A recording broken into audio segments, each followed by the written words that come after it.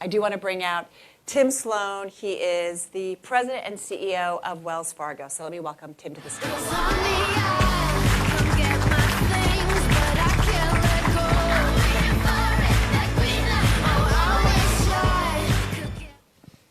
Quiet year? Yeah, absolutely. We're going to talk about the World Cup, or? We could talk about the World Cup. Yeah. It has been an interesting year for you guys, and I think we've got a room full of executives who want to know how you've had to deal with essentially the crisis that Wells Fargo has gone through. Before we get to that, though, I also think you're a great person to talk to about what the outlook is like. Sure. What do you see the business environment like right now?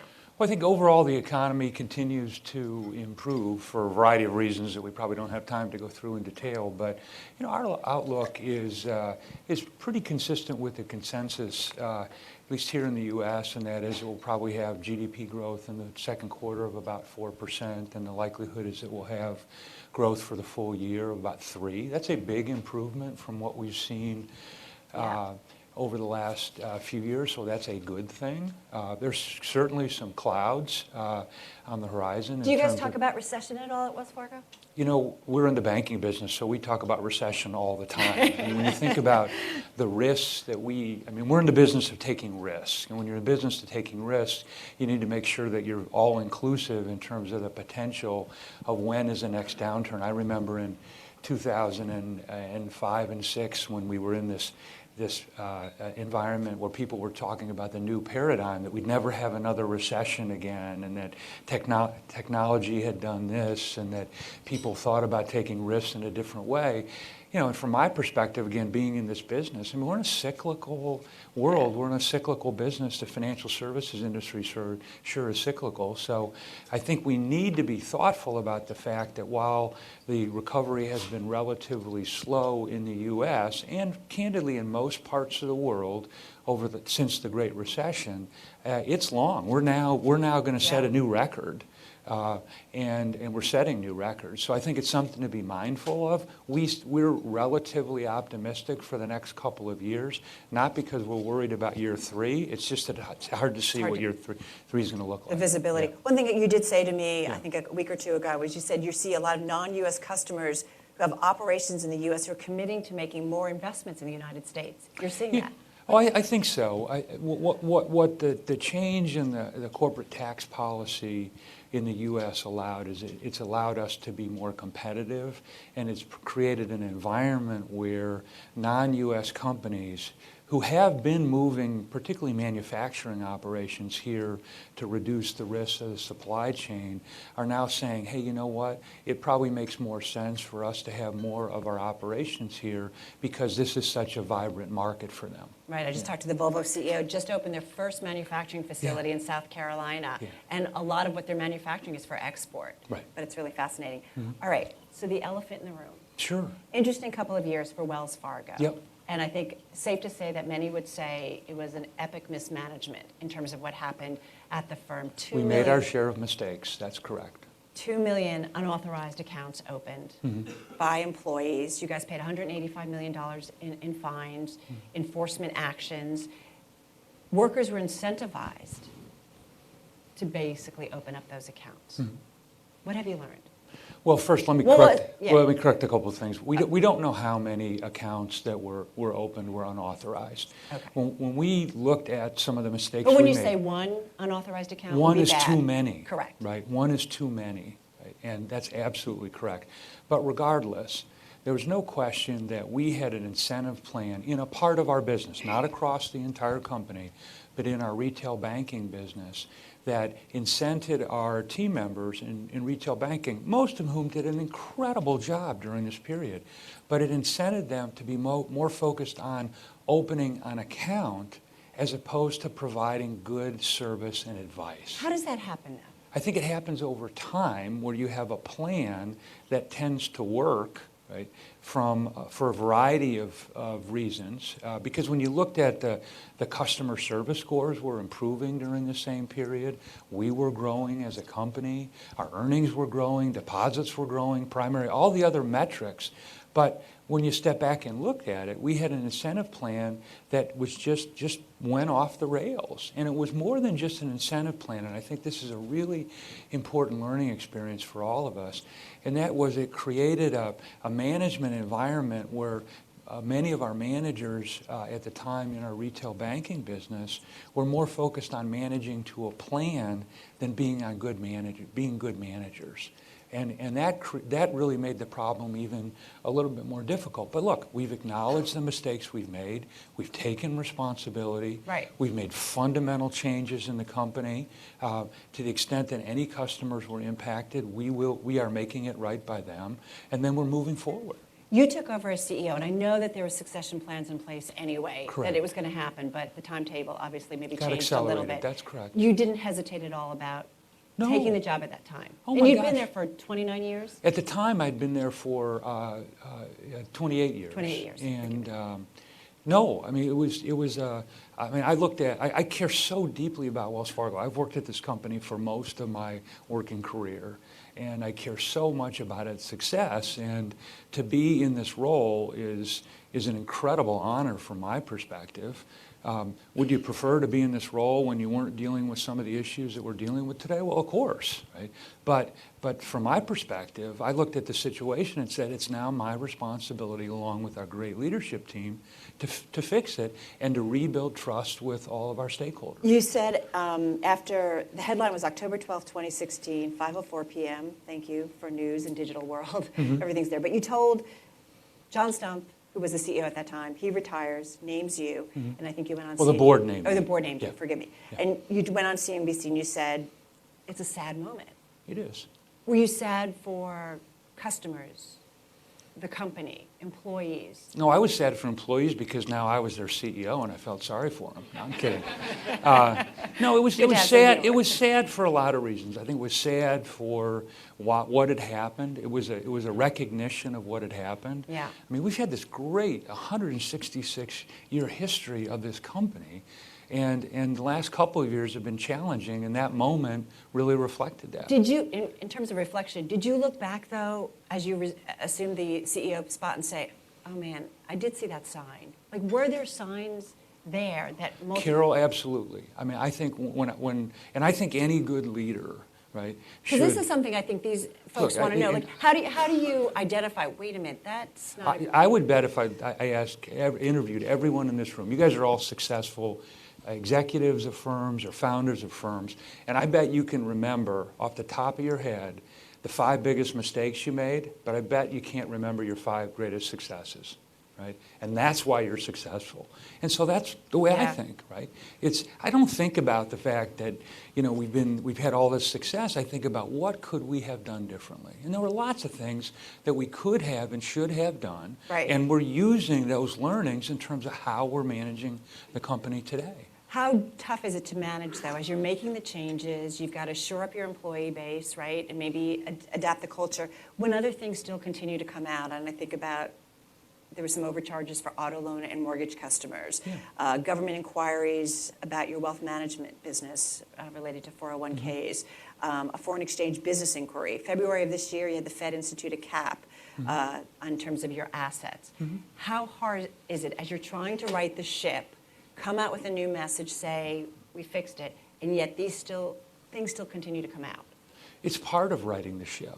I mean, It's all part of it. One of the promises that I made to all of our stakeholders when I took this role in October of 2016 was that we were going to look at every policy, every procedure, every product in Wells Fargo, the way that we did business, and if there was anything that we found that we needed to improve upon, we were going to be very transparent about it. If any customers were impacted, we were going to deal with that, and we were going to change. And we have fulfilled that promise. And sometimes that means most of what we found is absolutely right. That's not a headline. That doesn't get a story. That's not exciting. But sometimes we found things that we should have done differently. Should have never happened. Completely agree with that. You got to take responsibility. You got to own up to it. You got to fix it, and then you're going to move forward. I want to take a question from the audience. Where's Sam? Sam left? Because I know you had a question, I think, about culture. Sam, just your company's first degree global asset management. Yeah. We have a question for Tim. I think that's Hey, Sam. timely here. I guess I'm going to make a little comment first and then follow it up with a very quick question. Obviously, this is a Breakaway conference, and all of us here are focused primarily on creating decentralized environments, entrepreneurial spirit, providing incentives, as you said. Obviously, it's much easier to provide quantifiable incentives like opening up new accounts versus how do you measure good service to customers. So really my question to you today is, what do you feel was the problem that Wells Fargo had in its culture, that this was not an isolated incident by one group or one, but it seemed to be a management breakdown in terms of a culture? And what would you advise us as we're implementing our own cultures? Yeah, because things will happen. But again, I've got to believe that this culture starts from the top and has evolved over many, many years. And what should we take away from your challenges that you've encountered? You know what, that's a really good question. Thank you. I think that one of the first dangers you have when anybody talks about culture is that, and do an experiment, Google culture, and in 0.45 seconds you'll get about 40 million definitions, right? Because everybody thinks about culture differently. The way that I think about it, the way that we think about it, is that you need to have a vision, right, for your company. You need to have values, right, for your company. And then you need to have the policies and procedures and the management to execute on those to achieve your goals, right? So it's vision, values, and then how do you execute on the vision and values to achieve your goals? As an aside, we did a culture survey. We hired a third party in the fourth quarter of 2016 to come in and do a culture survey. It was more of an academic survey. It was very long, very complicated. We had about 150,000 of our team members that took it. So I would describe that, even as a history major, as being statistically significant, right? What was interesting is they said, our team members said, we love our vision, satisfying our customers' financial needs, helping them to succeed financially. We love our 5 primary values. We're all in on that.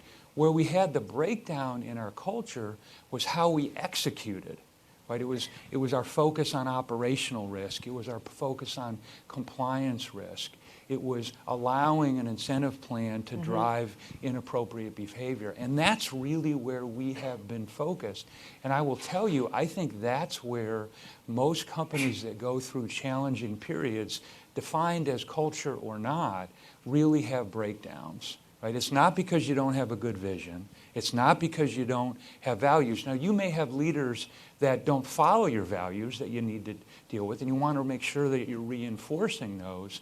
So as part of making sure that we're executing our vision, values to achieve our goals, we've been very clear for the first time in our history about what the expectations are for our team members. We put it on a piece of paper that they can see. We've said for the first time, these are the expectations for our managers. First time we've ever done that. What we've done is tried to be very, very clear about that so we can execute properly. Wow. Okay. Go ahead, please. First of all, congratulations on your TV spots and being open with the public. Yeah. Making You like mistakes. those? I think that's a great move. Yeah. Thank you. It earns trust right away. Yeah. I live in St. Louis, where Wells Fargo advisors. What's your name and your company? Yeah, wait, let's put you on a mic for Yeah. a second. Yeah, Brad Pitt. No, Keith Alper. You know, I have the same problem. I know, we do, yeah. But it's George Clooney for me. Yeah. I'm It Angelica happens, Jolie. We have yeah. something to Yeah. talk Keith about. Alper from St. Louis. My company's Nitrous Effect. Yeah. So We congratulations. love doing business in St. Louis, by the way. I just had a town hall there a month ago. It's a great place Yeah, to do business. thank you. So my cousin works as an advisor, and I kept on saying, bad news keeps on dripping out. And he's like, no, we're done. And I said, are you losing clients? He said, no. But it just seems like bad news keeps on dripping out if it was the 401k thing. As public who might not trust big companies anymore, right? Volkswagen, these other companies that, how are you ensuring that you're finding all the bad news? If there's more bad news, are we going to find another story that's on Bloomberg 2 weeks from now? How do you as the CEO have to do that and kind of scrub the company? It just keeps on dripping out. It was first the accounts, then something else, then something else. Well, but what we're doing is we're executing on the promise that I made to our stakeholders, which is we're looking across our entire company, and we're being very transparent if we find something, so that there's no mistake that we're executing on what we promised. I will promise you that there will be likely negative headlines about Wells Fargo at some point in the future, but I'll also promise you that we are in the midst of fulfilling the vision and the values and achieving the goals, because through this very difficult period in our history, the company's grown customers. We have 72 million customers, right? 1 of 3 American households. We're the largest lender in this country.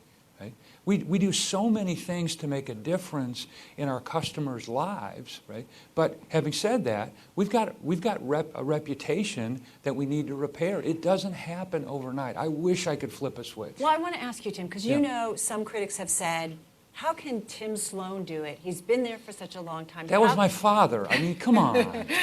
Actually, Senator Warren. Yeah. But she said, how can you inject a new perspective when you are someone who is so embedded in the Wells Fargo culture? Mm-hmm. How can you? Well, it's not that hard, actually. I mean, this view that somehow... But you could say, I've got to get rid of that executive. I've got to get rid of... If they're the problems, it's not.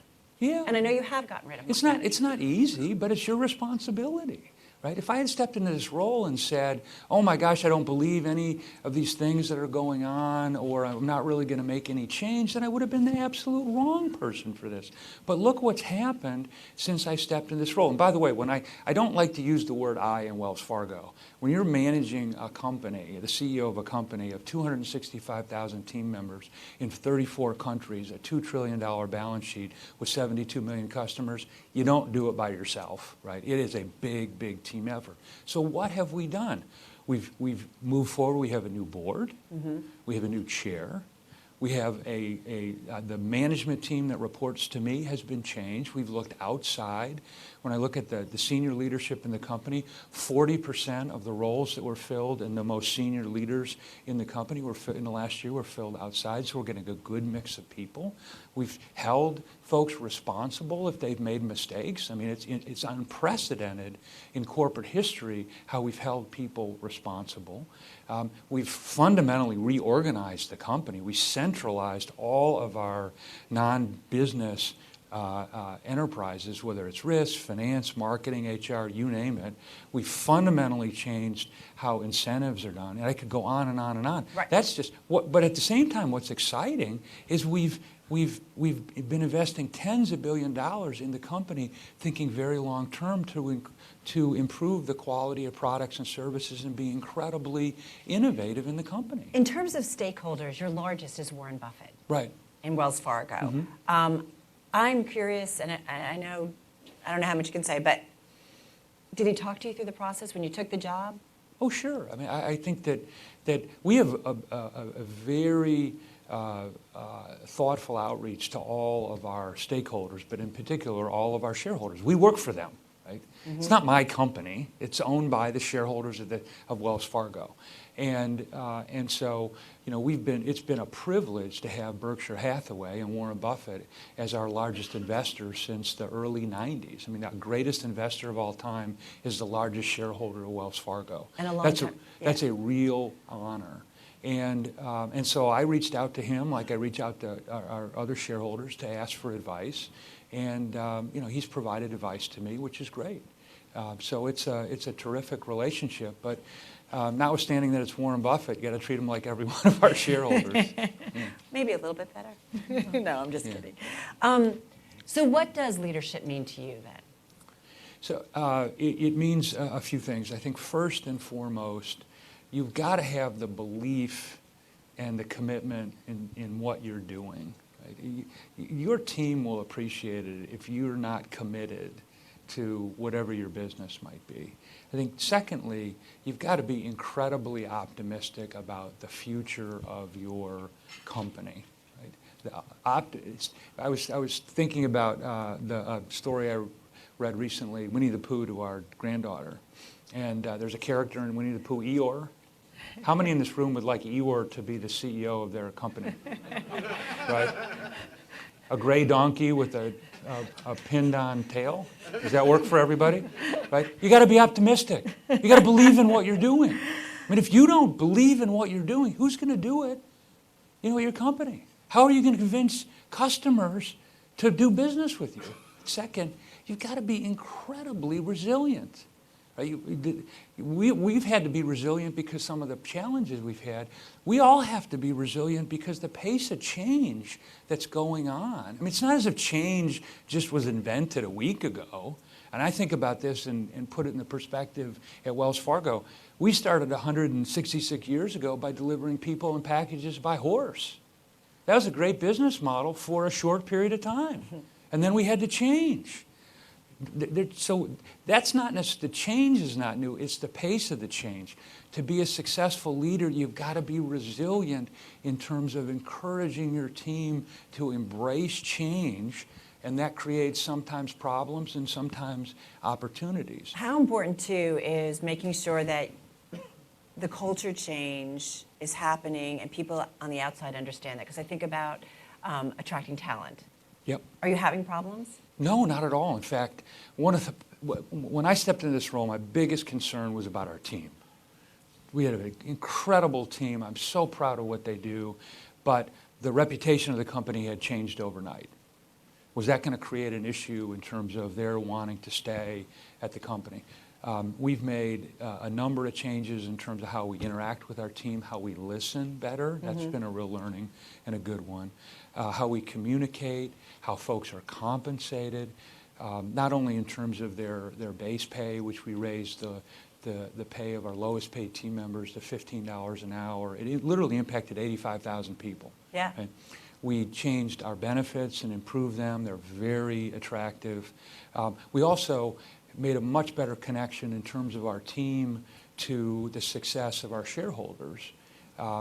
Because when I would talk to our team, sometimes they'd kind of look at me funny when we were talking about, gosh, we want to really grow the value of our company. Well, they weren't shareholders, so how do you deal with that? You make them shareholders. Now, many of you, most of your team is already shareholders, but that's not necessarily the case for us. So what did we do? We granted restricted stock rights of 50 shares, so it's $2,500 or so, to everybody in the company, right, that wasn't already getting equity as a form of their compensation. That's a lot of people. That's 250,000 people. You can do the math. Right? A very, very important decision. We made, and I could go on and on and on all changes. So what has it meant? Our turnover in the midst of a very difficult period in our company is now down to its lowest level in 5 years. It can happen. In terms of attracting new people, 97% of all the folks that we made an offer to last year joined Wells Fargo. So we're fine. Another question. Yeah. Let's get a mic up to you. Hi, Alicia Traub with Cambridge Security Seals. Is it possible or even realistic to, you talked about incentives before, to incentivize at a bank or at any company really, where the incentives of the employees are based on the, let's say, performance or with regard to the customers, with regard to customer benefits? And if so, how do you go about doing that? Well, it's a really good point. And so what we did in our retail banking business is we took the old incentive plan that wasn't working anymore, we threw it away, and we designed a new incentive plan. The new incentive plan, which will continue to evolve over time. That's the other thing we learned. You can't really allow them to be static. It's focused on exactly what you just described. It's based on customer service that customers rate, not the team. And it's collected independently, right? It's about customer loyalty, which is a little bit different than as we define it, customer service. It's about more or less the willingness of you to recommend Wells Fargo to somebody else. And it's about growth in relationships, not about selling products, but our view is that if you like doing business with us, then your relationship will probably grow. Because if we believe in our vision, which is to help our customers be more successful, then those relationships will grow over time. And it's also very team-based. So it's about how well an office or a branch or you fill in a blank will do. And we also have goals for the team in terms of not selling products, but just interacting with customers, providing advice, providing service, providing whatever our customers want. So that's actually the plan that we have in place right now, and it seems to be working. I have a question over there. Hi, my name is Muhammad Ali. It's not Brad Pitt. Yeah. I'm CEO of a company called Carbonite, backup computers. Yeah. So I was part of the IBM leadership team in the late 90s, and we had some of these complicated sort of ethical issues as well. We had some bribery scandals and so forth. But something happened in the 90s that actually sort of in an odd way helped with that, and that is, first of all, we try to fix these problems by effectively doing what we were doing better in a more ethical way. But the other thing that happened was that we needed to remake the company, and Lou announced that we were going to switch from being a hardware company to a software and services company, and that big strategic change actually did miracles for a lot of things, including sort of in some ways our ethical standards. It galvanized people. It gave them new purpose. It brought us back to working for the customer as opposed to getting every dollar from the customer. Are there any big strategic changes like that you're envisioning at Wells Fargo? Well, we're in the midst of a lot of change at the company. I think one example might be is that historically at the company, and I'll take our consumer-related businesses, we thought of ourselves product by product. So you're a Wells Fargo customer, and we provide you with a mortgage. So we thought, well, you're a mortgage customer. Or we provide you with a checking account. We're your checking account customer.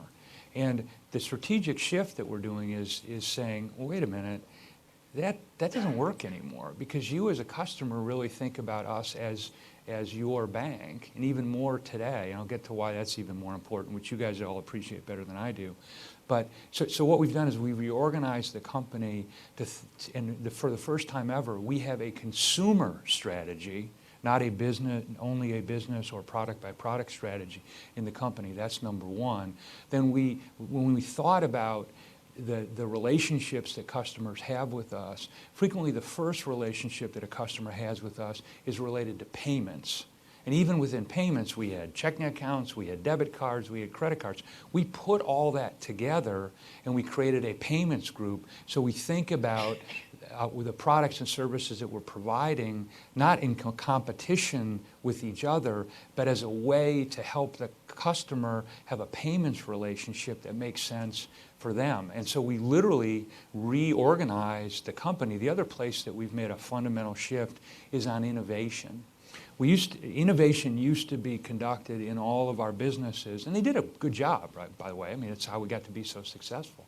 But today, when we get to think about the pace of change, consumer wants and behaviors, the fact that for us to be successful, we can't just be better than one of our competitors. We have to make that experience as good, if not better, as the best customer experience they had with some other company in some other industry 5 minutes before. And so we centralized all of our innovation activities so that it prioritized how we were thinking about the customer. It prioritized how quickly, or it improved how quickly we could move. And so the pace of innovation and new product development has really improved. I'll give you a specific example. A year ago, literally a year ago May, we introduced a new service called Real-Time Balance Alert. So think about it. We know what your balance is in your checking account at any moment in time. But for you to know that, you would have to go online, you would have to call, you'd have to look it up. And most people don't keep track of their finances as well as they probably should. So we started, and we're the only bank in the country that does this today, because we have this information. Let's send it out to our customers. So we say to our mobile customers, let us know what balance you want to know about. When you hit the balance, we'll let you know. 20 million times a month now, we're sending out real-time balance alerts, which I view as 20 more times that we're telling our customers we really care about them. What has it done? So think about your point about remaking the company and strategically. It's reduced our revenues in the short term because there are lower overdrafts.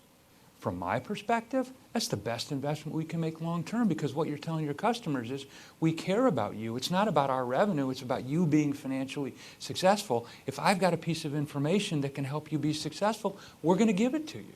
Right? It's been great. Tim, I have a balance check too. It's called my husband. Hey, one last question. How do we make sure that Wells Fargo doesn't get into the situation that it was before?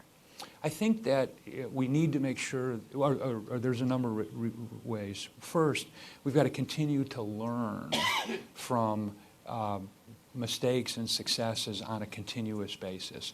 We've got to continue and do a much better job of asking more of ourselves each day. When you think about successful companies historically, or successful actors or actresses, we were just joking about that, or successful World Cup soccer teams, they win a game and then they come back and they say, what can we do to be better? And I think that's one of the lessons learned for us. I mean, a few years ago, we were the most valuable financial services firm in the world, and we weren't raising the bar enough about ourselves. And I think that's a really important lesson. Don't get complacent. Oh, you cannot be complacent. You are a gem. Thank you. I really Thank you very much, Carol. you Appreciate it. talking Thank you. about Appreciate this. it. Thank you very much for your Great. time. Yeah. Thank you. Yeah. Thank you. Thank you. We'll see I really do. you back. You're the best.